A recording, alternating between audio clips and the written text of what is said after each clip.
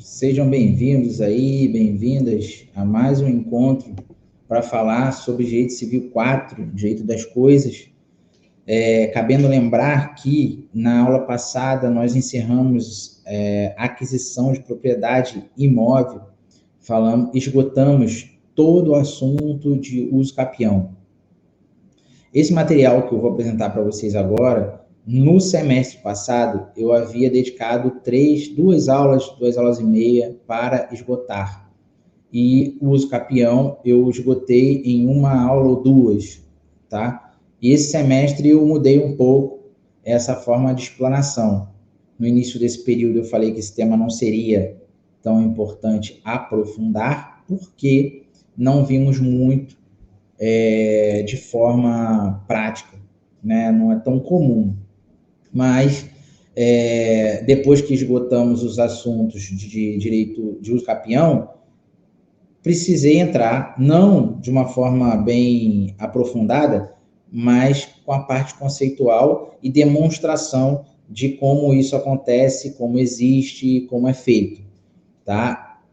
Em cada doutrina você encontra uma forma de interpretação. Aqui, uma composição de entendimento doutrinário, a gente vai seguir em regras para a interpretação de determinada parte da aquisição de propriedade imóvel.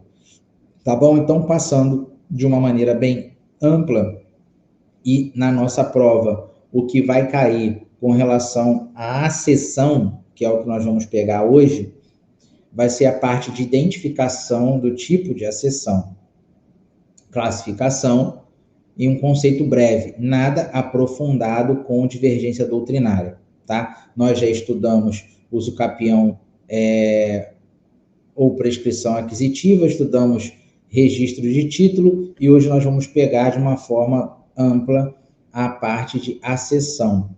A acessão eu desenhei no quadro, e vocês viram que o desenho ficou bem igual à foto que eu coloquei aqui, tá? Ela pode ser de 4 tipos: acessão por formação de ilha, acessão por aluvião,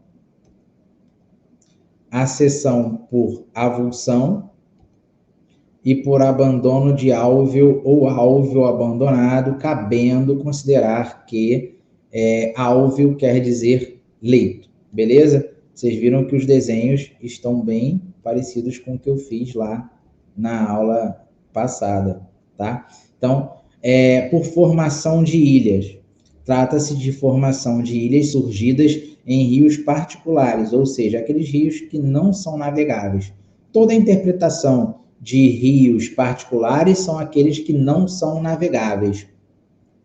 A acessão cai em concurso? Cai. Na OAB? Cai. De maneira simples, tá? É o que nós temos que entender.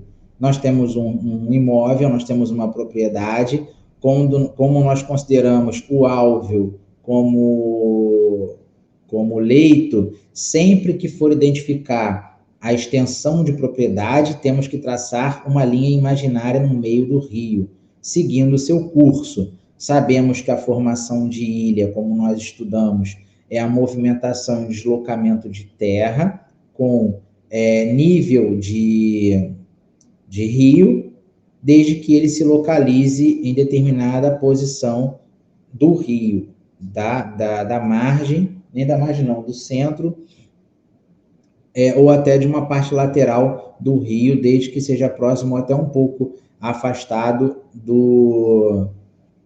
da linha imaginária.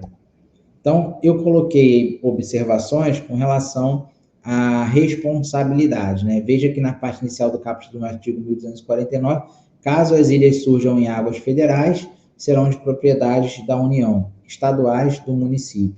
Se for rios municipais, devido ao seu tamanho, poderá ser dividido entre proprietário, ribeirinho ou lindeiro. E aqui são responsabilidades, nós falamos isso em sala de aula. Quando se fala de avulsão, né, a acessão por avulsão, trata-se de um meio originário de aquisição de propriedade imóvel por acessão em decorrência do aumento vagaroso de terras às margens do rio, resultante no desvio das águas ou de enxurradas. Acontece de forma lenta. Então, a aluvião pode ser própria ou imprópria. Quando tratamos de aluvião própria, a terra vai para a margem do rio, conforme o desenho está explicando aí. A terra vai para a margem do rio. Isso de forma bem vagarosa, tá? Voltando na questão da acessão, quando nós falamos de acessão, o conceito é um aumento de propriedade, quando nós conseguimos aumentar nossa propriedade. Então, se a terra vai para a margem do rio, a propriedade aumenta, a propriedade A. O seu proprietário consegue ganhar mais terra. Então, ele tem um aumento, ele tem um acréscimo da terra. A palavra correta é o acréscimo. Tá? Se tem a aluvião imprópria, é quando a água vai embora. Então, a água indo embora, ele vai perdendo um pouquinho de área. Ou melhor, quando a água vai embora, ele vai mantendo a terra dele mais extensa, ele vai acrescentando terra. No primeiro desenho, nós temos a entrada da terra indo para a margem e aumentando a sua extensão territorial. Aqui no meio tem um pontilhado, ele está aumentando no meio dessa barriga aqui. Quando a água vai embora, ele vai secando na margem do rio. Então, ele vai também tendo um acréscimo dessa terra através dessa água saindo e vai ficando terra. Tá? Tudo de forma lenta. Isso geralmente acontece em determinada época do ano. A testada é o prolongamento da divisão. Então, se você tem uma divisão única, quando você fala de testada, você aumenta o prolongamento dessa divisão. O aumento do imóvel deve ser averbado em cartório. Então, sempre que houver um aumento da sua extensão territorial, principalmente nessa imagem que eu estou voltando para vocês aqui, teve um aumento aqui no meio dessa barriga, do lado da propriedade, isso deve ser registrado em cartório, tá? Temos também a acessão por avulsão. A acessão por avulsão é um meio originário de aquisição da propriedade imóvel em que ocorre um desdobramento violento e abrupto de uma terra, deslocamento da terra, que passa a aderir à propriedade da outra. Acontece de forma rápida. Geralmente acontece através de uma enxurrada, uma tempestade, que aumenta o nível do rio e aí se desloca a terra. Nós vimos no desenho que na propriedade A, ele tem uma barriga ali. Então, aquela terra da propriedade B se deslocou para a propriedade A e essa propriedade ela teve um acréscimo na sua extensão territorial. Tá?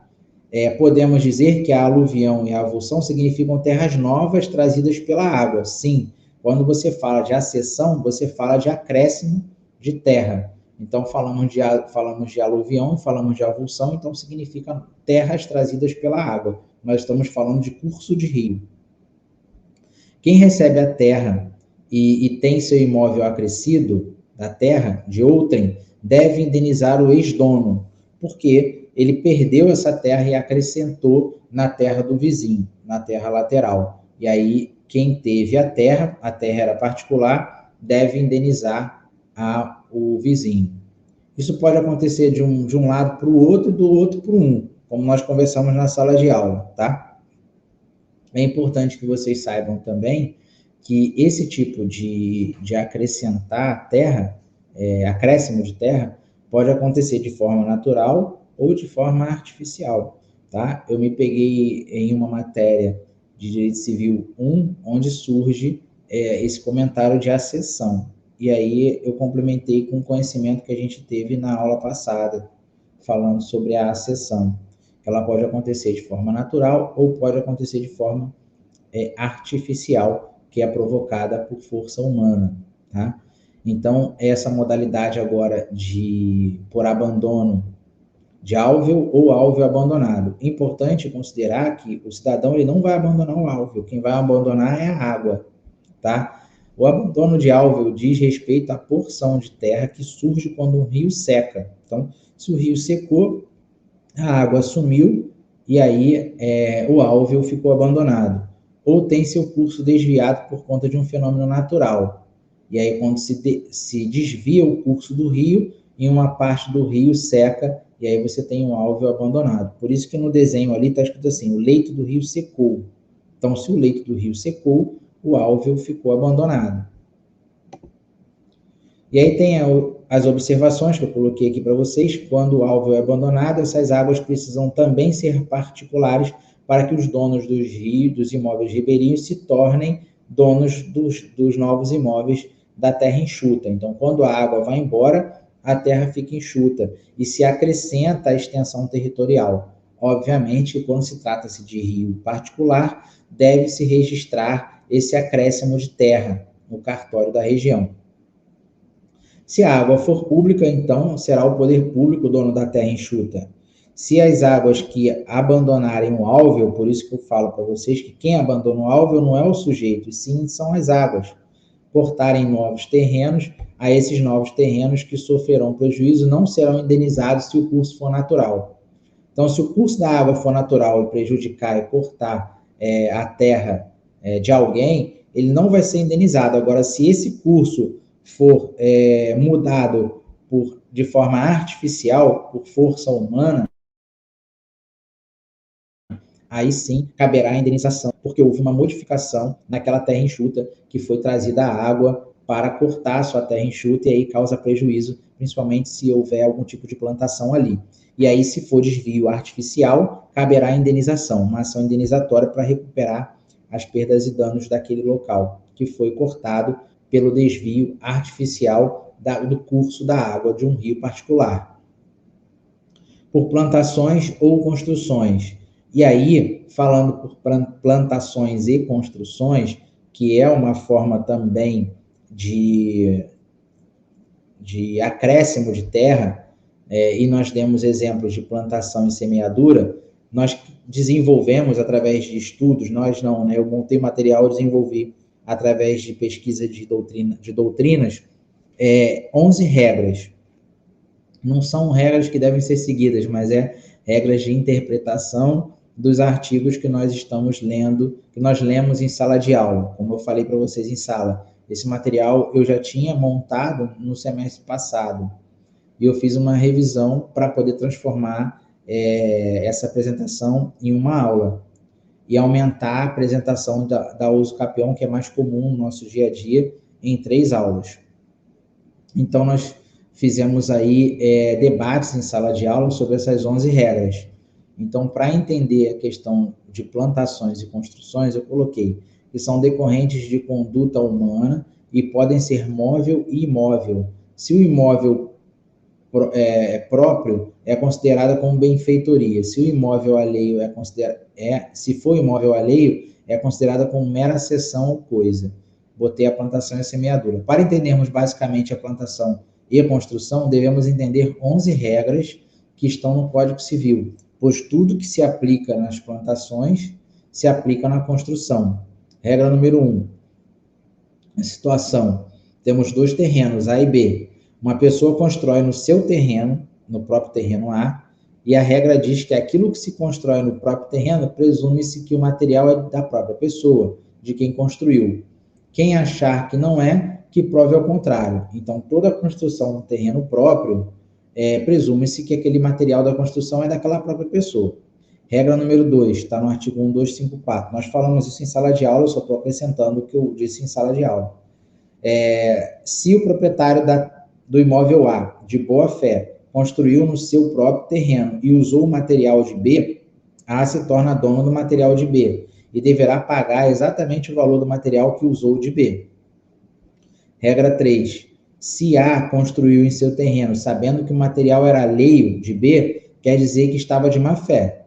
E se ele estava de má fé, ele vai se tornar dono da construção e do material, mas não vai pagar apenas o valor do material, e sim também indenizar por perdas e danos. Regra 4. Imaginem que o proprietário do terreno A construa no terreno B. Se ele estava de boa fé e a construção tiver o valor menor do que o valor do terreno, poderá ter a construção, mas irá receber cada centavo do que ele gastou porque ele estava de boa fé. Então, comprovando a má fé, toda comprovação de má fé nessa relação tem direito à indenização. Regra 5. Imaginem que o proprietário do terreno A construa no terreno B algo de grande valor. e que vale mais do que o terreno. Neste caso, se estava de boa fé e o valor é maior do que o valor do chão, o proprietário de A fica com a construção. A precisa indenizar B no valor do terreno, valor do chão, quer dizer, valor do solo. Regra número 6, situação. Se A constrói no terreno de B, sabendo que o proprietário é B, ou seja, A age de má fé, ele perderá tudo que construiu, não importa se é de grande ou pequeno valor para B. Tá? Então, aí é uma tentativa de uso capião, né? A construção num terreno de uma pessoa que ele sabe que tem dono. Então, constrói-se, depois que constrói, se B reclamar, B tem direito de reter tudo, porque foi construído naquele terreno dele e o A sabia que ele era proprietário, que tinha um proprietário ali. Mesmo assim, investiu ali. Regra 7. Pode acontecer que A e B estarem de má fé. Ou seja, A de má fé está construindo em um imóvel no terreno de B e B está vendo a construção. Acontece e não faz nada. Ele está prevendo a regra 6, né? Neste caso, A vai perder o imóvel e B deverá indenizar o valor dos materiais do trabalho realizado por B. Regra 8. A constrói seu terreno, sendo que invade um pouco o terreno de B. E se a invasão do terreno de B for até 5% do terreno de B, se está de boa fé, A adquire 5% de B, mas terá que pagar uma indenização qualificada e quantificada, não só do solo que ele está tomando, como terá que pagar também a desvalorização do solo de B. Então, além da indenização da parte territorial que ele está pegando, ele tem que pagar a desvalorização, porque retirando uma parte de solo, desvaloriza o imóvel de B. Regra 9.